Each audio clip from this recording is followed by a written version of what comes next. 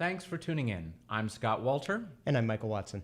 In this episode, Supreme Court Justice Anthony Kennedy retires, kicking off a battle for a key seat on the nation's highest court. This is the InfluenceWatch podcast.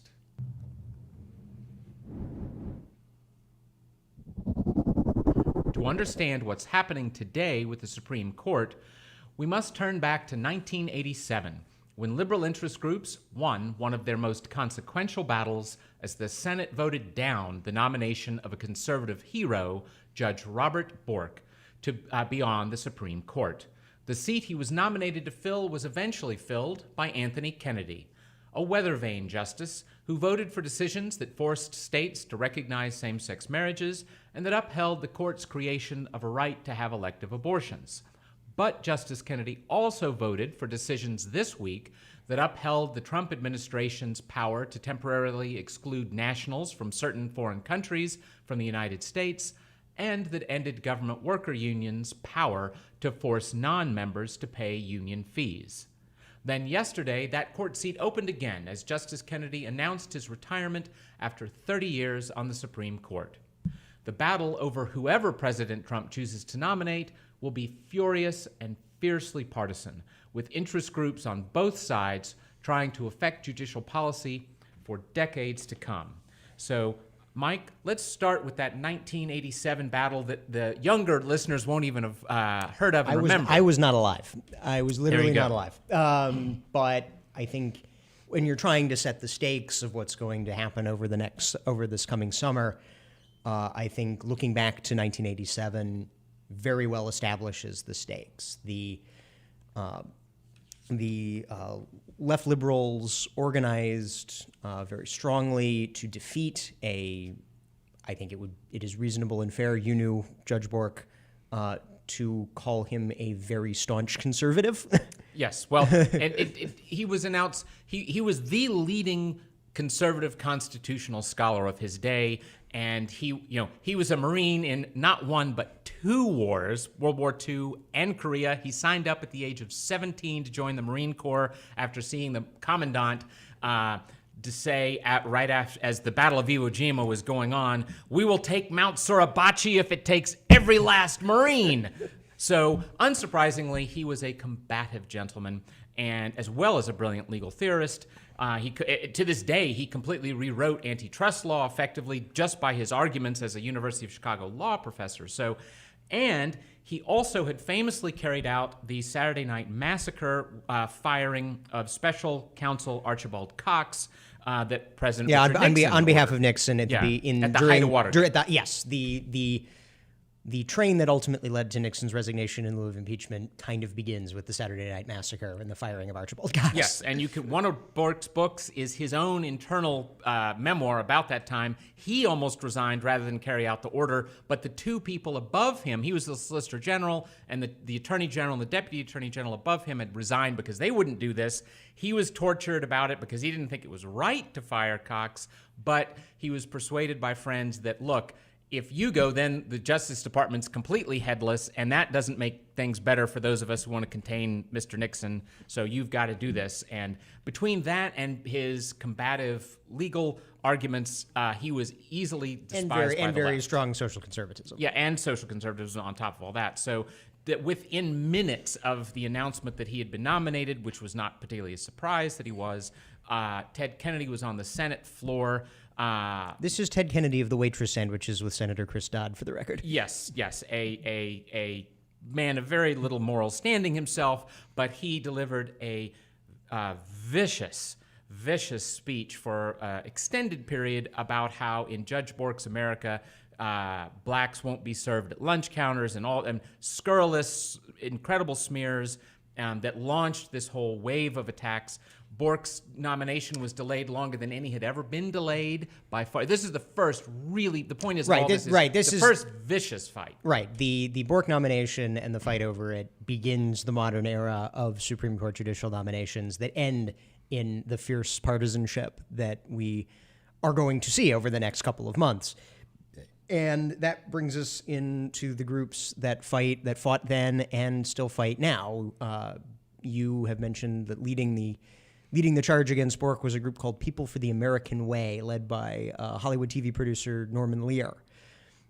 At the time, back in the 80s, they spent the then unheard of sum on an advocacy campaign of $1.5 million to rally liberals and progressives in both parties, it must be said, because this was before the full sorting of liberals and conservatives into the two political parties, to defeat Bork's nomination.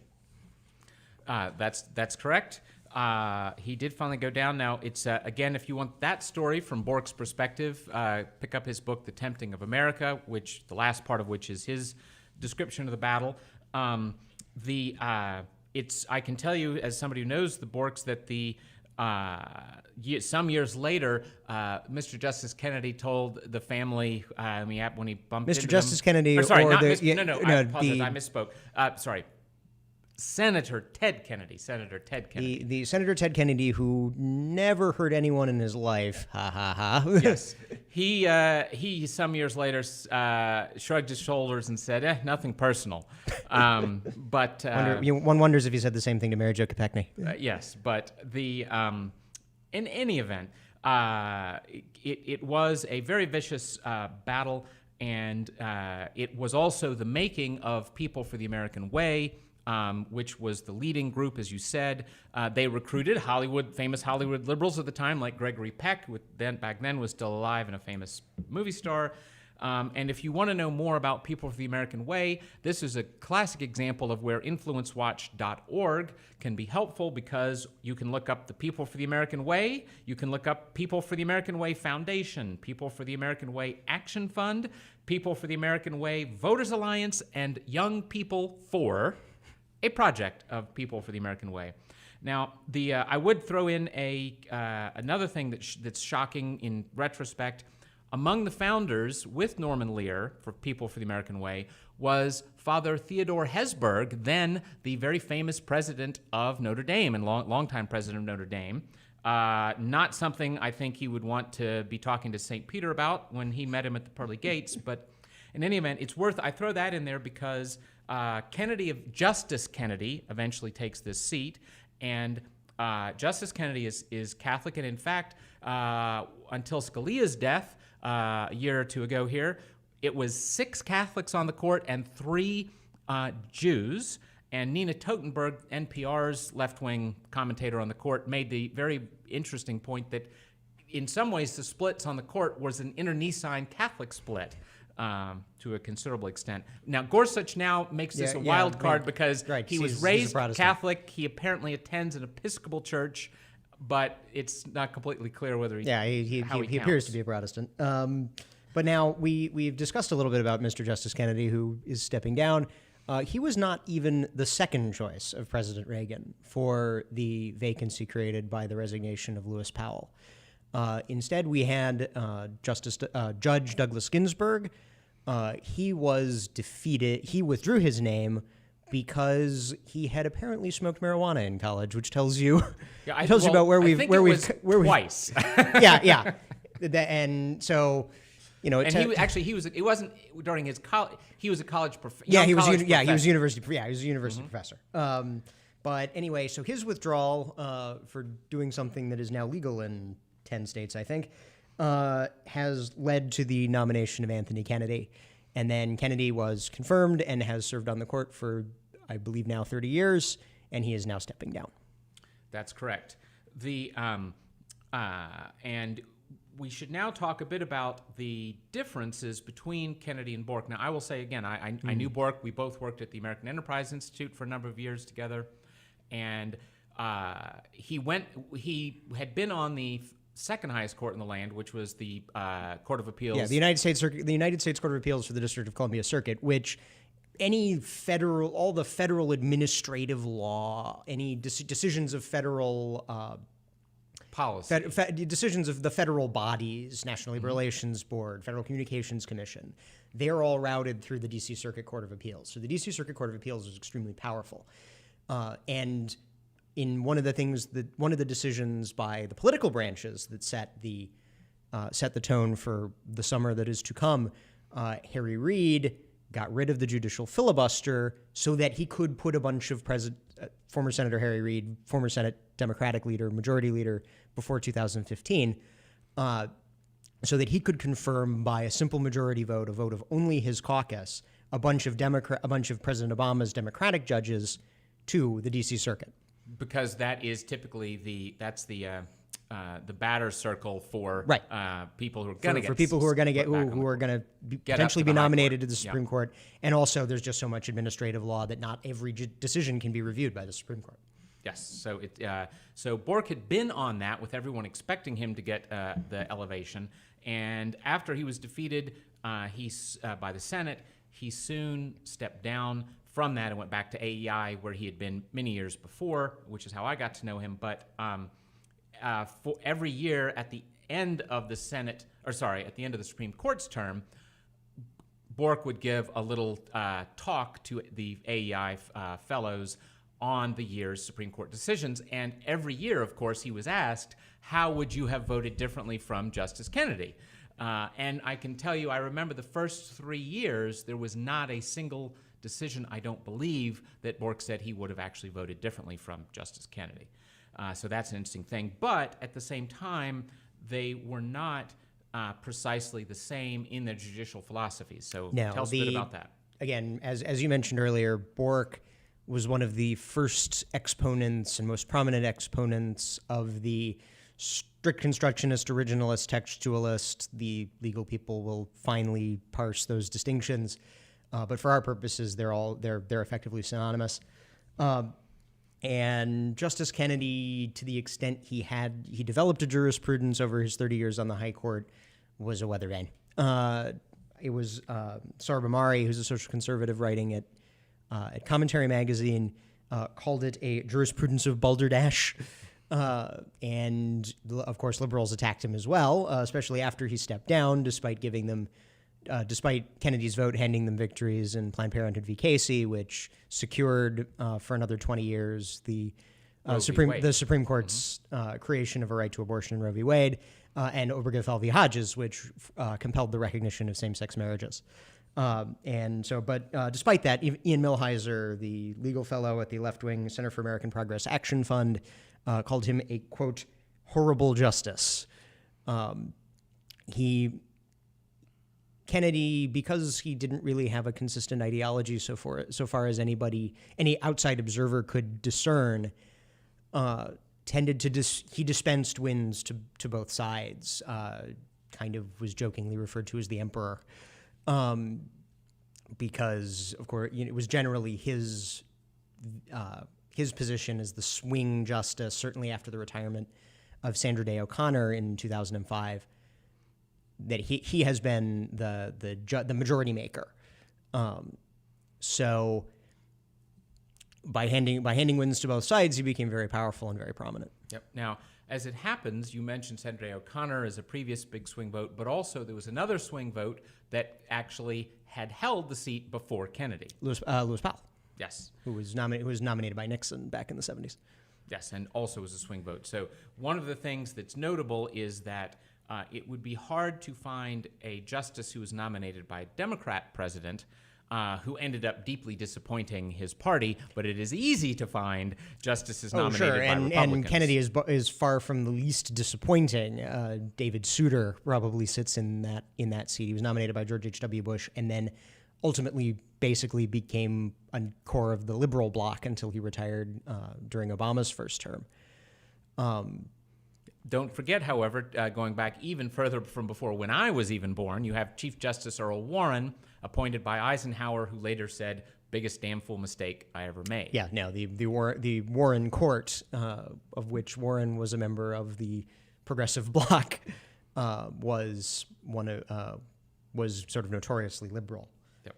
Well, let's turn to some of the activist groups on both sides that are going to be big players in this fight. Although before saying that, the last thing I'll say on Kennedy, and I heard this from some well-placed friends at one of these important groups.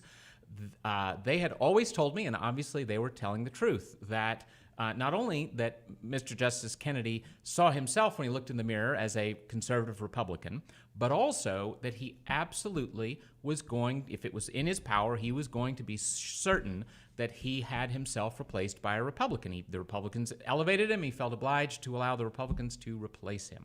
And before that, Lewis Powell, as you say, was also a Republican seat. No, and again, where the battle is going to be, what the stakes are. I think we may as well lay this out before. President Trump, of course, during the campaign, famously released a list of judicial candidates. A couple dozen. I think 24, 25 in a couple of flights. That, when I have, at this point, the vacancy created by the death of Antonin Scalia, which was later filled by Neil Gorsuch, who was on the list, was open, and it was a major campaign issue. So he puts out this list and says that, I will choose from this list. And then obviously chose Neil Gorsuch from the list. Now he said yesterday that he is going to choose the nominee for the Anthony Kennedy retirement vacancy from the same list.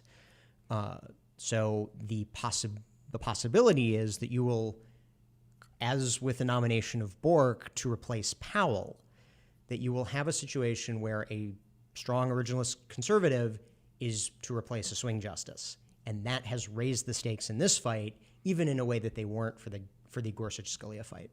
Yes, because Scalia was a staunch originalist conservative. He was replaced by Neil Gorsuch, who at least after 2 terms appears to be a staunch originalist conservative. Yep. Well, and actually, I'll throw out just a tidbit on why on the politics back then. Bork was not the first. The seat Bork was nominated for was not Reagan's first shot at the court. No, I think it was his third, right? Yeah, it was his third. The second. The first was Sandra Day O'Connor. Yep. Sandra Day O'Connor, a moderate. Yep, in the first term. And then there is Scalia. And people forget this, and it's kind of quaint these days, but Scalia sailed through the Senate, even though he was best friends with Judge Bork. But he didn't have the kind of paper trail and combativeness that Bork did, and B, he was the first Italian ever nominated to the court. And not only was he the first Italian in 1980, he was nominated in 86, right? I think that's right. Yeah. In 1986, the control of the Senate was with the Republicans. In 1987, it was with the Democrats.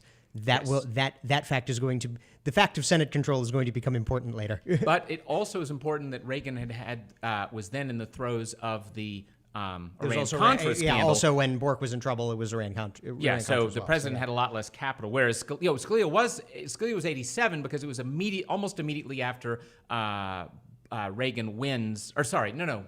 I'm screwing this up. Sorry. But anyway, it was not long after, I think it was 85. Okay, but it was in the 85-86 Congress when the Republicans had the majority. Yes, and Reagan had just been reelected. Had just been reelected very strongly. So he had enormous clout that way. But anyway, so let's start with the blue corner. You've talked about the People for the American Way, but there are other folks on the Democrat side in this fight as well, newer folks. Well, let's start with the new guys. So as of a few months ago, there is a new social welfare advocacy group, dark money group in liberal speak, although they don't call their own groups dark money for some reason, and that is Demand Justice. And by the way, they are protesting right this very moment. Yeah. If you are watching this live, they are demonstrating in front of the Supreme Court as we speak.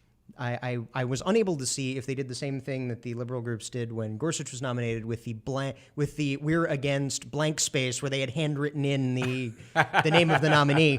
But anyway, so they were looking to raise $10 million, and to get an idea of who they're looking to raise in this year. To get an idea of who they're looking to raise money from, Brian Fallon, if that name is familiar, that's because he was the press secretary for the Hillary Clinton campaign in 2016, and is the executive director, president of Demand Justice. He was at the Democracy Alliance meeting, and we've discussed the Democracy Alliance on this podcast before. The Democracy Alliance is the convening of major liberal donors, including such luminaries as George Soros, the Pritzker family, Taco Bell heir, Taco Bell heir Rob Stein, major institutional liberal donors like the National Education Association, the American Federation of Teachers, the Service Employees International Union. So that's the kind of people who are propping up this campaign. And again, it was started this very year. Yes, started this very year. There have been rumors flying around Washington that Kennedy might retire. So they've spooled this up. in the anticipation of that possibility, and they kind of took a dry run at one of President Trump's nominees for a district court in North Carolina. And now, of course, they are spooled up for the big one. Yep. And as you said, they're basically a lot of people out of the Clinton world, and then also Clinton and Obama world. And yes, also the Obama Justice Department world. And one of the other top staffers was the Democratic Senate Judiciary Committee top staffer as well. We have some reporters from our shop, the Capitol Research Center, who are at that protest now, and my suggestion to them was to say, are you worried that Senator Mitch McConnell is going to be helped by dark money in this fight? And then to say, and where does your money come from? Yeah, funnily enough, the liberals who are all concerned about campaign finance reform are all very, very happy to talk to people like the Democracy Alliance, who I would love to give you a full membership list of, but it's confidential. Yes. Donor list. Donors. Well, to the extent the Democracy Alliance is a organization that takes in money, a donor list, but really it's a membership organization.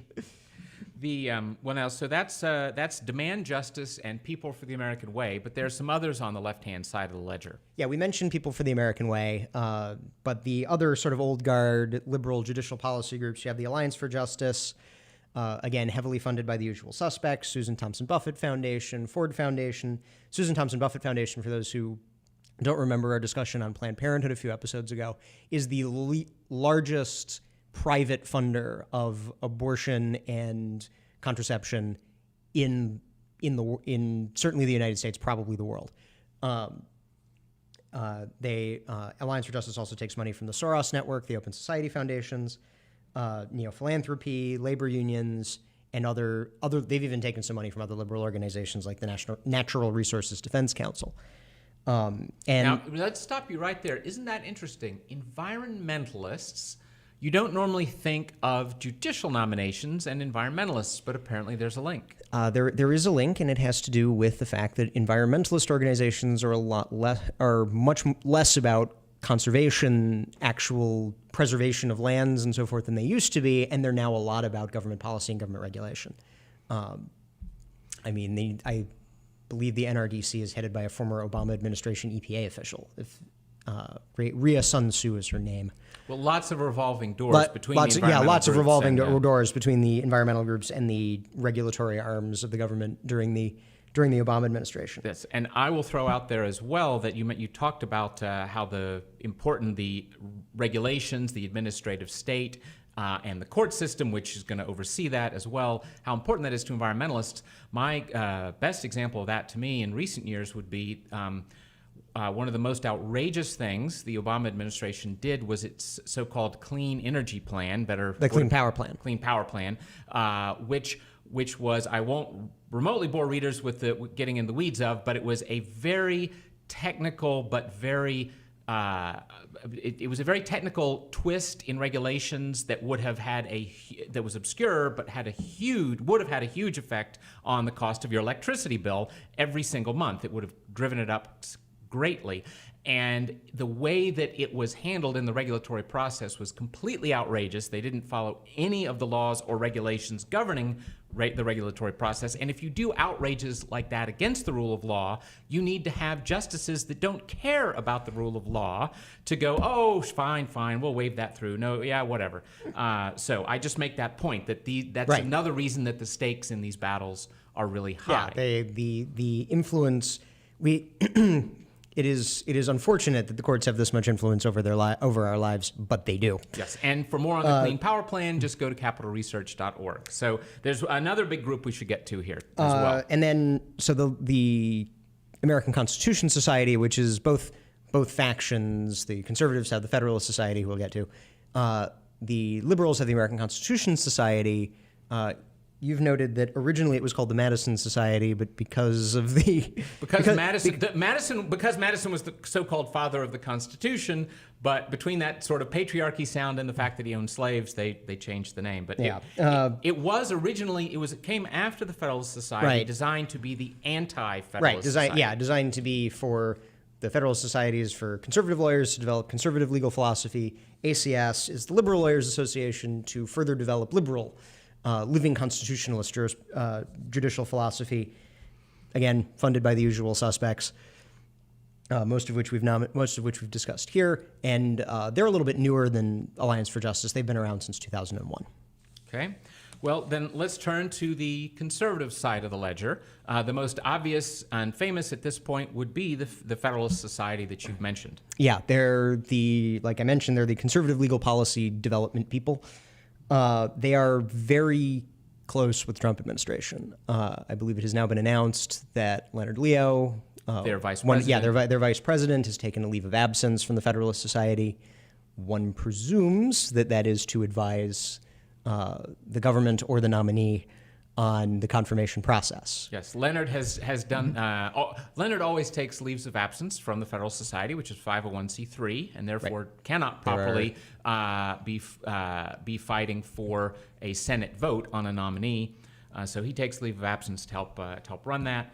Other very important thought leaders in that world would also be Ed Whalen, who blogs at National Review's Bench Memos. He's with the Ethics and Public Policy Center. Yeah, he's head of the Ethics and Public Policy Center and another one of the sharpest guys on the conservative side for these things.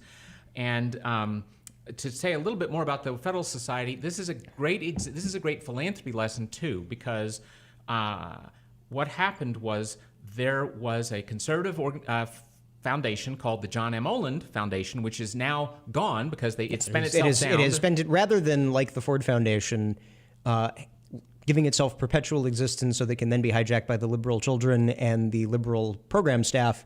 It spent itself into non-existence before that could happen. Yes, while it was still conservative. And all it did was give a relatively small amount of money to have a summer conference of great legal scholars like Judge Bork, like Scalia, like my great con law professor, Walter Burns, and some other faculty at law schools and some students. They just had a summer conference, which happens all the time.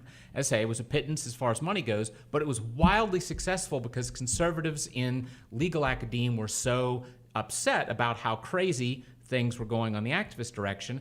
And it was because of its great success, it was decided, well, hey, we ought to make this into an actual institution, and that's how the Federalist Society was born.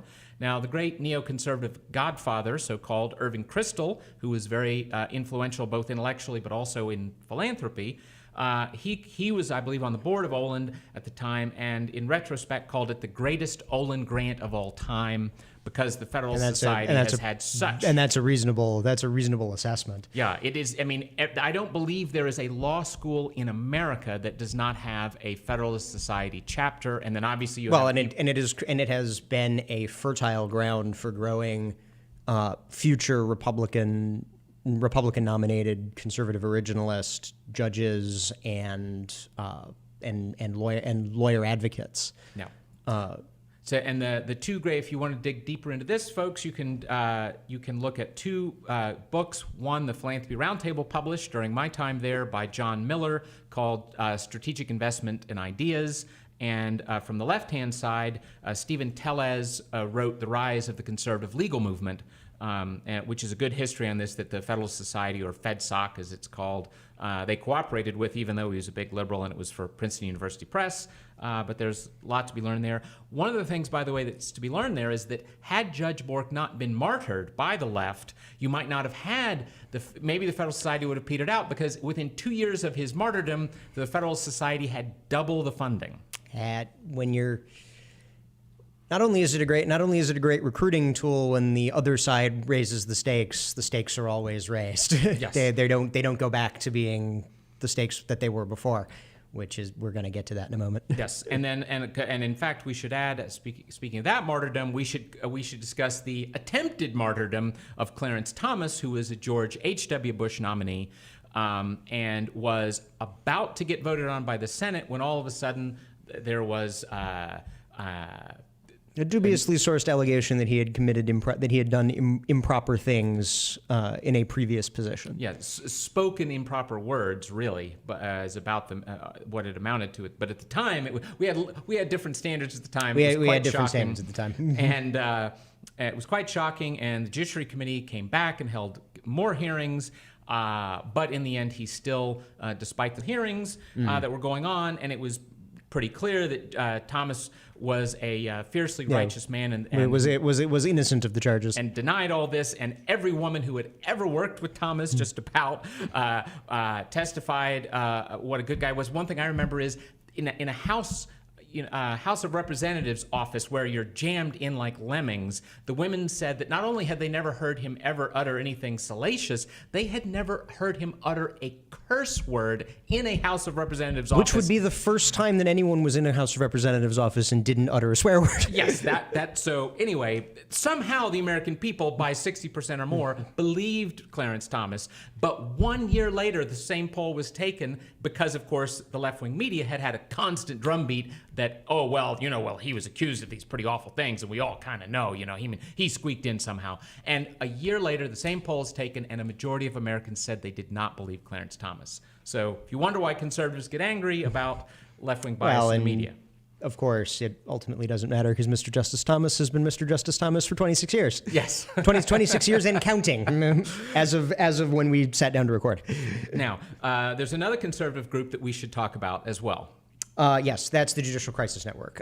We mentioned that Demand Justice is looking to spend $10 million opposing whoever gets nominated and other Trump administration nominees for the lower courts. Well, the Judicial Crisis Network is the conservative group that is going to defend the nominee. They have promised a, quote, 7-figure campaign to support whoever gets nominated, and one also presumes to support nominees for the lower courts. Yep. And I will say that I have never confirmed this story with anyone, but I believe that it's quite likely to be true, which is that Judicial Crisis Network was in some ways the brainchild of Karl Rove, and that would be smart. As we mentioned, we've mentioned Bork, we've mentioned now Thomas. Let's mention a third, Miguel Estrada. In 2003, he was nominated to the D.C. Circuit. To be in the on deck circle for a potential Supreme Court vacancy, and the Senate Democrats, led by Chuck Schumer, who is now the Senate Minority Leader. He was at the time Minority Whip, I think. They led a filibuster, a minority blockade of his nomination, in part because Estrada was Latino. And although, and that sort of started the snowballing that led to the first threats to get rid of the judicial filibuster in 2006 that were set aside by a compromise, the ultimate decision by Harry Reid to get rid of the judicial filibuster in 2013, and Mitch McConnell confirming Neil Gorsuch by overriding the filibuster and getting rid of it for Supreme Court nominations. And now, again, the Democrats have said they're going to go to war to the knife, but the question is what weapon, they don't have very many options to block it because the Republicans have the Senate majority. Yes, although we'll touch on in a second that there's a few tricky things on that to some degree. But no, the story that I had heard, though I never confirmed it with Karl, was that he precisely said, look, the other side has all these other pressure groups, and the Federalist Society is not a pressure group. The Federalist Society is a C3. Right. It's a sort of backwards American Constitution society. Now, yeah. Well, the ACS is created to be the intellectual counterpart to FedSoc. JCN is created to be the activist pressure campaign counterpart to People for the American Way. Yes. Although we should also, it occurs to me, to be fair on the pressure groups back and forth, that the Federalist Society was not completely clear when it was first starting. Is this just going to be sort of a think tanky kind of thing, or is it going to be a broader membership thing? And again, the Bork martyrdom made a difference because the American Bar Association played a very big role in defeating Bork. In fact, 5 members, I believe, of the committee to give a rating of Bork refused to say that he was qualified, which was laughable on its face since he's one of the leading scholars in America. So that helped to persuade the Federalist Society's leaders that we need to have a large membership society that is like the American Bar Association, and that is exactly what they've created. Can serve as a counterpart. So moving on, I mentioned that this is going to be war to the knife, and you mentioned that Demand Justice is probably, as we speak, still standing on the Supreme Court with their fill-in-the-blank signs. The the liberals and Demand Justice are demanding that President Trump break his promise to choose from the list that we mentioned earlier, the list that is widely believed. I believe have they confirmed that Federalist Society was consulted on the list, or I don't think there's any. There is. It is widely and universally believed that people related to the Federalist Society assisted in the compilation of the list. Now, as we all know, President Trump has been known to spoil for a fight.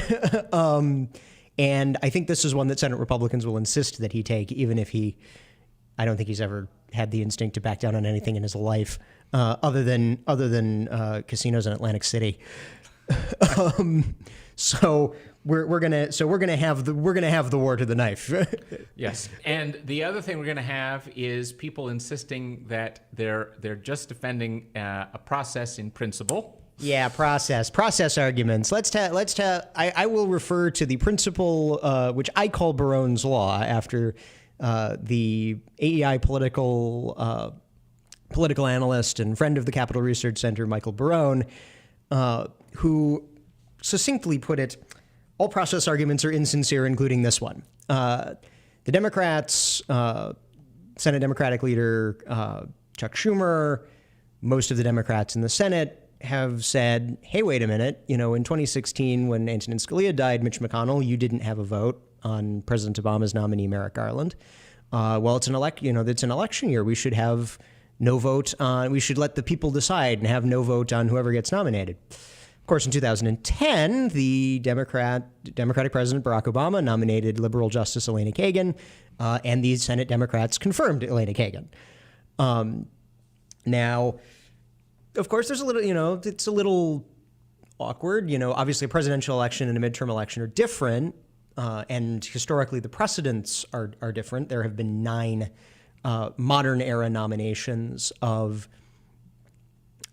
completed confirmations of a nominee in a midterm election year. Unsurprisingly, almost all of those, the Senate and the president were of the same party, and the one that wasn't was David Souter, who might as well have been. Yes. So, expect a lot of insincere process arguments to be made in this debate over the next couple months. No, that is a certainty, and the other thing to mention is that we said it before, but Republicans do not have anything like the record of Democrats when it comes to their nominees making them happy in the long term. It is worth remembering that Reagan and George H.W. Bush literally appointed a majority of the Supreme Court at the time, and yet regularly still had William Rehnquist, a Nixon appointee who actually was a conservative, on the court. Yes, as Chief Justice. As Chief Justice. Mm-hmm. But because obviously Souter basically did the full flip, the full Jen Rubin, and became a hard liberal after he was nominated, and because Sandra Day O'Connor and Anthony Kennedy were inconsistent weather vanes, the Republican record of judicial appointments is not great. That's one of the reasons that Federal Society exists, to build an intellectual framework under which you get less weather vane justices. Yes. The other thing that we should point out, and folks might even remember this one, is George W. Bush had the very unusual case of putting forth a nominee, which was his White House counsel, Harriet Miers, with whom I did overlap. In fact, she vetted me for when I was coming on the Domestic Policy Council, so she got to be the one to ask me if I've had affairs or am I a big drug user and all that. But luckily, I'm a very boring guy.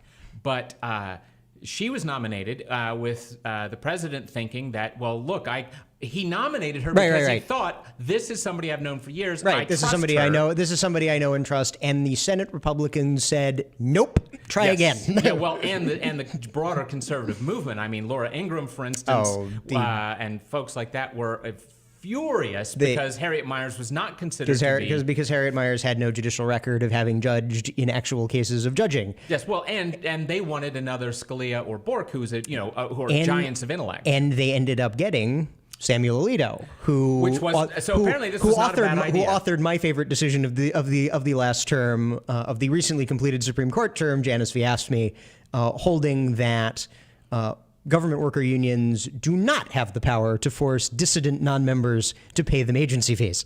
Yes, and Kennedy joined him on that case, making the 5-4. But so it was interesting that the Republicans rebelled against their own nominee, as it were, and that turned out well for them. There will certainly be, I mean, you talked about how the Republicans, right this second, theoretically, the Republicans have a majority of votes in the Senate, and of course they have, if there's a tie, Mike Pence breaks a tie, but there are at least 3 people who are a little touch and go. One is Senator McCain. One is Senator John McCain, who is currently undergoing brain cancer treatment and may not be available to vote. Yes, he may not even be able to vote. Plus, he is notorious for surprising people and not going along with the party. Although I can't recall him ever doing somebody was passing around all the Republican senators who had voted against a judicial nomination going back to Bork. McCain is not one of them. Yeah, so that isn't too likely, but the health issue is the health issue is serious. Although if he were to either die or resign, Republican Governor Doug Ducey would appoint a replacement through, I think, 2020.